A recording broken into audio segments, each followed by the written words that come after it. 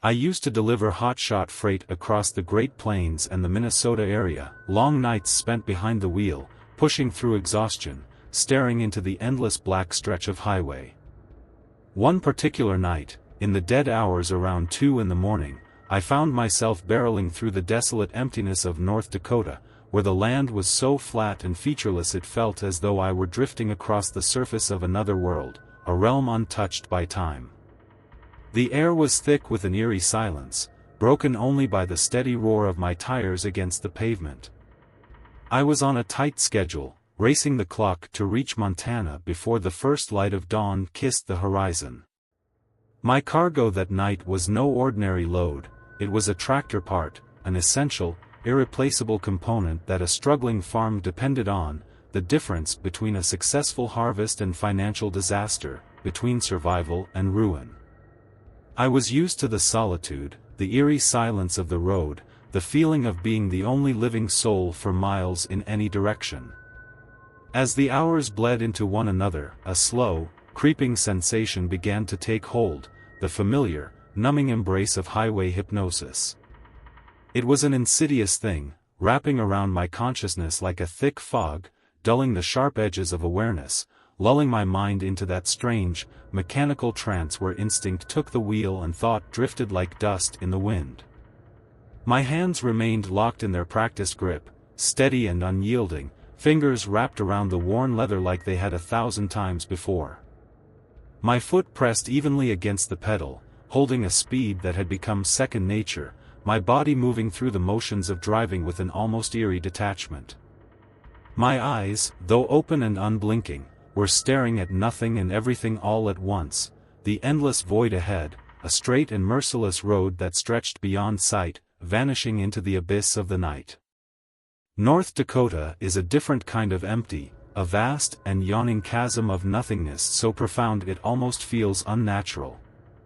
There are no mountains to break the monotony, no rolling hills to soften the landscape, just an ocean of land so flat and featureless that the horizon seems less like a distant boundary and more like a mirage, a cruel trick played by the earth and sky conspiring together. The roads cut through this desolation with an almost surgical precision, stretching in unwavering lines that never seem to end, ribbons of asphalt disappearing into an infinity so deep that time itself feels meaningless. Beneath the ink-black sky, the darkness was suffocating, an endless void that swallowed the world whole, broken only by the occasional glimmer of headlights or the faint, ghostly flicker of distant taillights on the horizon. Here, in this place of absolute silence, sound was a fleeting thing, the steady drone of my tires rolling over the pavement, the rhythmic hum of the engine, the occasional whisper of wind against the cab. Even nature itself seemed hesitant to stir, as if it, too, understood the eerie stillness of this forgotten stretch of land. A coyote might dart across the road, a solitary wanderer in the night, or a deer might stand frozen at the shoulder, its eyes catching the glow of my headlights like two small, distant moons. It was a land of silence, the kind that gets into your bones. Then, in the vast monotony of the night, something shifted in the periphery of my vision, a flicker of movement, a disruption in the perfect stillness. My eyes, heavy with fatigue yet trained by experience, snapped to attention, locking onto a shape sprawled across the asphalt in the dim glow of my headlights. At first, it was little more than a vague silhouette, long and thin, stretched across my entire lane like a shadow unwilling to fade. My breath hitched for the briefest moment, a reflex born from years of witnessing roadside debris litter these endless highways. I blinked hard, shaking off the creeping fog of exhaustion, forcing my mind to focus. My foot instinctively eased off the accelerator, muscles tense, senses sharpening. The world outside remained eerily still, an expanse of black nothingness pressing in from all directions, but ahead of me, that shape, unnatural in its stillness, remained unmoving. At first, my tired mind reached for the simplest explanation, a chunk of retread from a blown tire, maybe a wayward strip of metal or plastic discarded from some long-past vehicle. Carelessness was common on these roads, loose cargo, shredded rubber, the forgotten remains of a collision long cleaned up, anything was possible. I prepared to shift into the opposite lane, a well-practiced maneuver born from countless encounters with road hazards. My hands were steady, my movements automatic, every part of me functioning as I had countless times before. But as the distance between me and the obstruction closed, a ripple of unease spread through my chest, cold and sudden, like stepping into deep water without warning. It was not debris, not roadkill, not some discarded piece of forgotten cargo littering the highway, it was two human beings. Two bodies, sprawled out unnaturally across the asphalt, motionless in the eerie glow of my headlights. They lay there in the dead center of my lane, arms at awkward angles, legs splayed like marionettes whose strings had been abruptly severed. Their silhouettes were stark against the dark pavement, illuminated in sharp relief by the artificial glare, their forms too still, too precise, too deliberately positioned. There was something deeply unsettling about the way they were arranged, side by side, parallel, as if placed with careful intent rather than the random chaos of an accident. No signs of struggle, no fresh skid marks, no shattered glass, no crumpled vehicle haphazardly abandoned nearby. Just them. Two figures lying prone in the middle of the road, their presence an anomaly in the otherwise empty, featureless expanse of the North Dakota plains. My pulse quickened, a creeping, instinctual dread slithering up my spine as my mind fought against the logical inconsistencies of what I was seeing. People didn't just end up like this. If they had been hit, there would have been impact wounds, torn fabric, some grotesque evidence of force. If they were injured or in distress, there would be movement, shallow breaths, a twitching hand, the involuntary stir of someone fighting unconsciousness. But there was nothing. No tremor of pain. No gasping for air. No desperate attempt to sit up or call for help. Just an unnatural stillness, the kind that didn't belong to the living. I swallowed hard, blinking rapidly against the growing haze of exhaustion clouding my thoughts, willing myself to focus. Every instinct I had honed over years on the road screamed that something was wrong. Something about this wasn't right. I was just about to shift into reverse, my instincts screaming at me, urging me to do what any decent, law-abiding person with a sense of duty would: step up, step out, check on them, make sure they weren't critically injured, stranded, desperate for help in the unforgiving vastness of this barren highway. The weight of responsibility settled onto my shoulders like a leaden burden, an invisible force pressing down on my chest, making it harder to breathe. Out here, in the middle of nowhere, where the nearest town was nothing more than a forgotten dot on the map and the next traveler could be hours away, the unspoken rule of the road dictated that you stopped when you saw someone in need. Because if you didn't, who would? But just as my fingers hovered over the gear shift, hesitating for a fraction of a second in the dim glow of the dashboard, something unexpected happened, something that sent a shockwave of cold, visceral dread tearing through me like an exposed nerve. A memory surfaced, unbidden and raw, rising from the depths of my subconscious like a body floating to the surface of dark, undisturbed water. It hit me with the force of a sudden impact, sharp and jarring, cutting through the haze of exhaustion like a blade. It was something I had heard before, a warning wrapped in the gruff voice of a man who had lived too many miles and seen too many things. And in that instant, the words came rushing back, clear as day, as if he were sitting beside me in the cab, whispering straight into my ear. And with those words came something else, an icy ripple of realization, crawling up my spine, coiling tight around my ribcage. It was something an old-timer had once told me, a seasoned trucker whose lifetime on the road stretched further than I'd been breathing, a man who had seen it all and carried those miles in the deep creases of his sun-beaten face. His skin was a map of time, etched with lines that told stories of long hauls, sleepless nights, and the kind of lessons that only experience could teach. His eyes, shadowed beneath the brim of a sweat-stained cap, had the weary, knowing look of someone who had spent too many years staring into the black abyss of the highway, learning to recognize the unspoken rules of survival.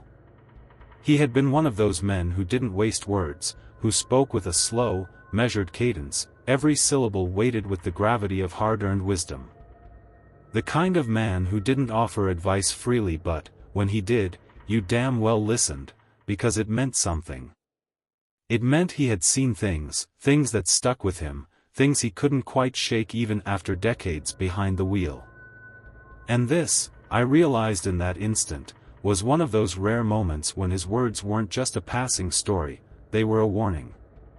I could still hear him, as if he were sitting right there with me, his voice rasping over the rim of a chipped ceramic coffee cup in some rundown truck stop off I-90, the kind of place where the coffee was thick as tar and the walls were stained with years of cigarette smoke.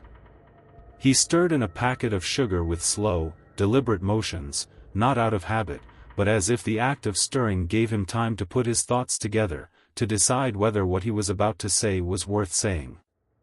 His voice was quiet but firm, the kind of tone that made you lean in just a little closer, the kind meant for those who had the sense to pay attention. Out in the middle of nowhere, he had said, his voice dropping just enough to make me lean in, his eyes narrowing like he was peering into a past he'd rather forget, there are places where folks don't stop. Not for nothing. Not for no one. His tone wasn't dramatic, not exaggerated for effect, it was flat, matter of fact, the kind of truth that didn't need embellishment because it carried the weight of something real, something lived. I had listened, only half paying attention at the time, nodding absent-mindedly as I sipped my coffee, not realizing that what he was telling me wasn't just another trucker's tale, not some half-baked myth spun over midnight meals and diesel fumes. He leaned in slightly then, just enough to make the space between us feel smaller, just enough to make sure I caught every word. His voice dropped even lower, deliberate now, the gravel in his tone rougher, as if the words themselves had to be dragged from a place buried deep. Some of these back roads, the ones that cut through real desolation, the kind of places where it's just you, the pavement, and miles of nothing? They got people lurking. Not the kind you see. Not the kind that want to be seen. But they're there. Watching. Waiting. He let those words settle like dust kicked up from a slow-moving rig, gave them time to sink in, to land the way he wanted them to. There was no need to rush. This wasn't a warning you threw out casually, this was the kind that needed to be heard, that needed to be understood. Sometimes, he went on, his fingers idly tracing the rim of his coffee cup, his stare fixed on some invisible point just beyond the counter, they'll lay right there in the middle of the damn highway. Sprawled out, arms and legs just so, looking real still. Like they got hit. Like they ain't breathing. And the second some poor bastard pulls over, thinking he's doing the right thing, thinking he's being a good Samaritan. He trailed off then, exhaling slow, shaking his head in a way that made my stomach knot. His eyes, when they finally lifted, were distant, unreadable, like he was watching something unfold that only he could see. That's when they come out. The ones hiding in the bushes, the ones you didn't see. They rush in, drag the driver out of his cab, and by the time he realizes what's happening, he's on the ground, seeing stars, watching his rig, or his car, or his wallet, or whatever the hell else they want, disappear into the night. He let the silence hang after that, heavy and thick like the humid air outside the truck stop, like the grease clinging to the diner walls. He didn't need to say anything else. He didn't need to explain further. The warning was there, wrapped in the certainty of his voice, in the way his fingers curled just slightly around his coffee cup, as if remembering a grip he once fought to hold on to. And now, as I sat behind the wheel of my rig, staring at the two unmoving figures stretched across the asphalt in front of me, those words rang louder than they had that night. Louder, and far more real. I had smirked at the time, barely suppressing the hint of amusement curling at the corner of my mouth, half convinced that the old man had been spinning one of those road-worn ghost stories truckers like to tell over bottomless cups of burnt coffee and sleepless nights. Maybe he was trying to scare a rookie for the hell of it, inject a little paranoia into someone still green enough to believe in boogeymen hiding in the shadows of the interstate. I had nodded along, humoring him, letting the words drift in one ear and out the other, convinced that no stretch of road, no matter how empty or godforsaken, could be as sinister as the picture he painted. But now, sitting in my cab, gripping the wheel so tightly that my fingers throbbed, staring at those two motionless bodies sprawled unnaturally across the highway, I knew better. This wasn't some exaggerated cautionary tale told between bites of stale pie and sips of sludge-thick coffee. This wasn't some half-baked legend meant to keep young drivers from getting too comfortable on the road. This was real. And the words that had once been easy to dismiss didn't feel like a story anymore. They felt like a warning. I swallowed hard, the dryness in my throat making it difficult, my chest rising and falling in sharp, controlled breaths as a different kind of exhaustion settled into my bones, not the sluggish, numbing weight of too many hours behind the wheel, but something else. Something sharper. Something wired with adrenaline, tight with fear. A feeling that made every nerve in my body stand at attention, every instinct screaming that something was very, very wrong. The air inside the cab felt different now, heavier somehow, thick with an unspoken tension that pressed in from all sides. My skin prickled, my senses sharpening, my body hyper-aware of every sound, every shift in the night beyond my windshield. But there was nothing. No wind rustling through the tall roadside grass. No distant cry of an animal cutting through the stillness. No hum of another engine in the far-off distance. Nothing. The kind of quiet that wasn't just empty, but expectant. The kind that made the hair on the back of your neck stand up. The kind that felt like the world itself was holding its breath, waiting to see what I would do next. I didn't dare take my eyes off the figures lying in the road, my breath locked in my throat, my grip on the wheel so tight it felt like my bones might crack under the pressure. Every fiber of my being screamed for me to stay alert, to keep watching, to not so much as blink. They hadn't moved. Not even a shudder of breath, not the slightest involuntary twitch of a finger or a foot. No groggy stirrings, no sluggish attempt to sit up or wave for help. Nothing. Just that same unnatural, eerie stillness, bodies sprawled across the asphalt in a way that sent something cold and primal crawling up my spine. That wasn't normal. A deer, fresh from an impact, would have kicked its legs, shuddered in pain, tried, however feebly, to get back up. A drunk passed out on the pavement would have stirred, moaned, shifted uncomfortably at the sound of an approaching engine. But these two? They were unnervingly still, frozen in place like mannequins laid out by careful, practiced hands. Too symmetrical. Too deliberate. Not the messy sprawl of a real accident, but something positioned. Arranged. Like they had been placed there. Like bait. My foot hovered uncertainly over the brake pedal, muscles locked in tense hesitation, my instincts battling in a brutal war between reason and survival. One voice inside me, primal and urgent, screamed at me to move, to keep going, to press down on the gas, to put as many miles as possible between myself and whatever this was before I became a part of it. My pulse hammered against my ribs, my body instinctively coiled, ready to react, every nerve on high alert. Something wasn't right. I felt it deep in my gut, that unmistakable, bone-deep certainty that every trucker learns to trust after enough years on the road. And yet, another part of me, stubborn and guilt-ridden, clawed its way into my thoughts, digging its nails into my hesitation. What if I was wrong? What if this wasn't a setup, wasn't some deliberate act meant to lure in the unsuspecting? What if they were just two people in the worst kind of trouble, stranded, injured, slipping closer to death with every second I hesitated. The weight of responsibility pressed against my chest, suffocating, unrelenting. Out here, on these godforsaken roads where traffic was scarce and help even scarcer, sometimes the difference between life and death was a single driver willing to stop. I had always believed that you didn't leave people behind. That you didn't just drive past someone in need. But the warning in the back of my mind wouldn't let go, gnawing at me like a set of teeth sinking deep into flesh. Something was wrong. Something was off. And I had only seconds to decide.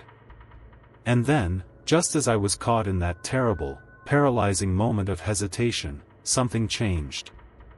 Something subtle yet undeniable, a shift in the air itself, a silent disturbance that sent a raw, electric jolt of awareness through my nerves like a warning bell ringing at a deafening pitch. Not the bodies. Not them. The darkness beyond them. A movement, just at the very edge of my high beams, where the artificial glow of my headlights met the abyss of night. A shadow, fleeting but undeniable, a flicker of motion so faint it might have been easy to dismiss if not for the way every instinct in my body went rigid in response. It was low to the ground, quick, calculated. Not the awkward stumble of an injured person, not the unpredictable movement of an animal caught in the wrong place at the wrong time. No, this was something else. A shape, no, more than one. Dark figures, shifting just beyond the reach of my lights, slipping in and out of sight with a quiet precision that sent ice flooding through my veins. It wasn't random. It wasn't reckless. It was intentional. I felt my throat go dry, a suffocating tightness gripping my chest as I forced myself to stay still, to not react too fast, to process what I was seeing before it was too late. The bushes. The thick, tangled brush lining the sides of the road, the only cover for miles in this otherwise barren stretch of nowhere. And now, as my pulse roared in my ears, I understood. I wasn't alone. There were more of them. The trucker's story came roaring back, slamming into my chest like a gut punch. Not the kind you see. Not the kind that want to be seen. I couldn't move. My fingers clenched around the wheel so hard I thought I might rip the leather apart. My eyes stayed locked on the road, but my peripheral vision picked up something else, a darker shadow in an already dark night. Someone was there. Not just one. More. My pulse spiked, a rush of cold, hard clarity flooding through me. If I stepped out of the cab, if I backed up, if I so much as cracked that door, I was done. They were waiting. I didn't know how many. I didn't know what they had planned. But I knew one thing. This wasn't an accident. This was a trap. And I wasn't about to be the idiot who walked straight into it. The old-timer had told me one last thing before I had walked out of that diner, shaking his head like he had seen too much. If you ever see something that don't sit right, he had said, his voice edged with something grave, you trust your gut. You keep driving. Don't stop. Don't look back. Just keep moving. I made my decision in an instant, a cold, unwavering instinct slicing through the lingering fog of exhaustion like a blade against taut skin. It wasn't a conscious choice so much as a primal response, something older than logic, buried deep in the marrow of survival itself. My gut screamed at me, a deafening alarm that drowned out every other thought, every other hesitation. Every nerve in my body burned with raw electricity, my muscles wound so tight they ached, coiled with the kind of tension that only exists when you know that you are not just being watched, but studied, assessed, measured. When you understand, beyond a shadow of a doubt, that you are no longer an observer of the situation, you are the target. You are the prey. And the hunt has already begun. I didn't back up. I didn't give them the satisfaction of hesitation. There was no careful consideration, no second guessing, no wasting time pretending that this was something it wasn't. I threw the truck into gear, the engine roaring beneath me like a chained beast suddenly loosed from its bonds. The deep, guttural growl of the diesel filled the cab, vibrating through the metal and glass, cutting through the eerie silence that had swallowed the night whole. The moment my taillights flickered brighter, cutting into the darkness, signaling my intention to move, to leave, everything changed. The two figures in the road reacted. Not like people rousing from unconsciousness, not with the sluggish disorientation of someone coming to their senses, not with the slow, dazed movements of the injured or confused. No. They moved with purpose. With intent. A fluid, almost unnatural shift from prone to upright, as if they had been waiting for this exact moment, as if every second leading up to it had been a test, a game, a carefully orchestrated performance in which I had just played my role exactly as expected. No stumbling, no blinking against the harsh light of my truck's beams, no sluggish attempt to gather their bearings. Just immediate, controlled movement. Deliberate. Efficient. Predatory. As one, both figures pushed themselves upright in a single, fluid motion, rising from the asphalt with an eerie, almost mechanical precision. It was too fast, too controlled, nothing like the sluggish, fumbling movements of someone regaining consciousness or the stiff, disoriented sway of a person struggling to shake off shock. There was no hesitation, no signs of injury, no clumsy scrambling to find balance. Instead, they pivoted in perfect synchronization toward the shoulder of the road, their movements crisp, methodical, like soldiers responding to an unspoken command, a signal that only they could hear. Their heads turned ever so slightly, just enough to follow my truck's creeping motion as I rolled forward, their gazes locking onto me through the dim glow of my headlights. Not wide-eyed or frantic, not desperate or pleading. Just watching. Assessing. Calculating. That was enough. More than enough. A raw, visceral panic surged through my veins, a cold rush of adrenaline that made my stomach lurch, made my body react before my mind could even catch up. My jaw clenched so hard it felt like my teeth might crack, my breath coming fast and shallow, my gut twisting with the undeniable certainty that I had just come dangerously close to something I wasn't supposed to see, something I wasn't meant to walk away from. I slammed my foot down harder on the accelerator, the engine roaring as my tires bit into the asphalt, grinding against the worn pavement before surging forward with a force that rattled through the entire rig. My hands were locked in a death grip around the wheel, knuckles bone white, my forearms rigid with tension as I fought the instinct to look in the mirrors, to confirm what I already knew: I needed to get the hell out of there. The steady hum of my tires rolling over the highway became a frantic, pounding rhythm in my ears, but it still wasn't enough to drown out the hammering of my own pulse. The truck cut through the darkness like a beast tearing free from invisible chains, and I didn't dare slow down. Not now. Not until I was certain I had left whatever this was in the dust. In my side mirror, I managed to catch a final glimpse of them. They weren't running. They weren't panicked. They were just standing there, watching me go. The glow of my taillights stretched long across the empty highway, painting the two figures in eerie half-silhouette, their forms standing rigid against the darkness. They didn't move, didn't make any attempt to chase, didn't react with frustration or surprise. Instead, they remained exactly where they were, statuesque and unervingly still, their posture too composed, too controlled. As if this was expected. As if this was part of the plan. Like they had done this before. Like they knew that someone else would come along. And that someone else wouldn't be so lucky. A deep, suffocating unease coiled in my gut, a sickening weight that sat heavy in my stomach, pressing against my ribs like a vice.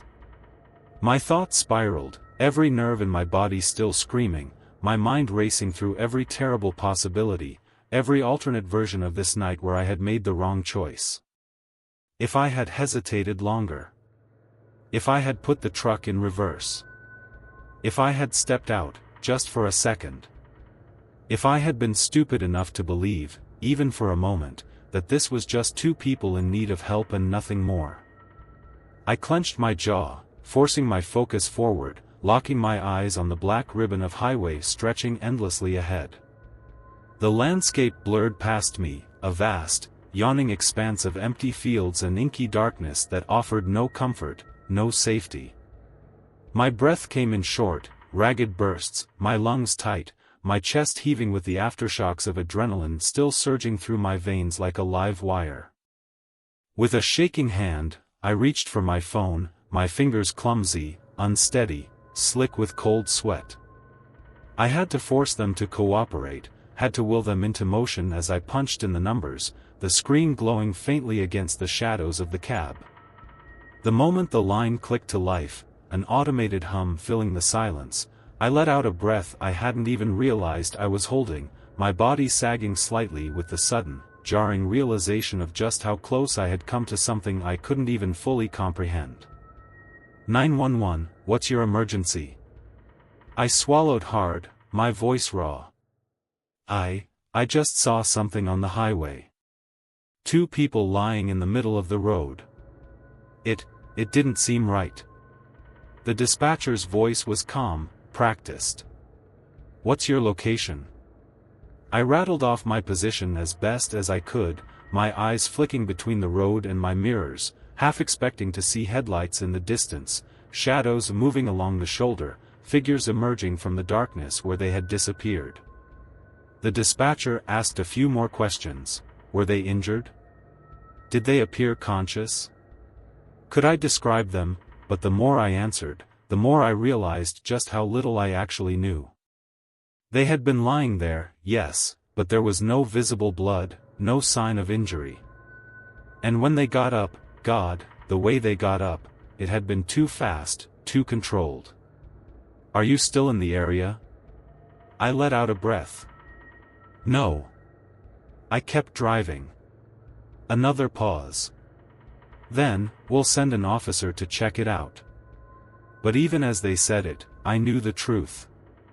It wouldn't matter. By the time law enforcement finally arrived at that desolate stretch of highway, the road would be nothing but an empty, silent void, the eerie stillness restored as if nothing had ever disturbed it. The figures would be gone, vanished into the suffocating darkness, slipping away without a single footprint left behind, without a tire track in the dust, without even the faintest whisper of their presence remaining. No discarded belongings, no bloodstains, no sign that two people had ever been sprawled across the asphalt like bait, waiting.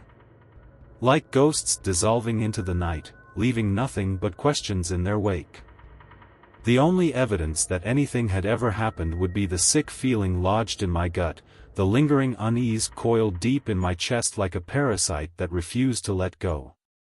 And the worst part, the part that made my skin crawl, made my stomach turn, was that I knew it wouldn't just be a bad memory.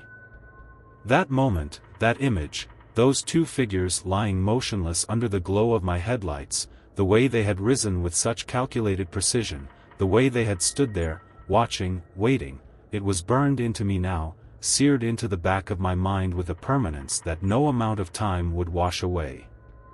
I doubted anything would come of my call. Because I knew, with a sickening certainty, that by the time the authorities got there, there would be nothing left to find. Whoever they weren't reckless.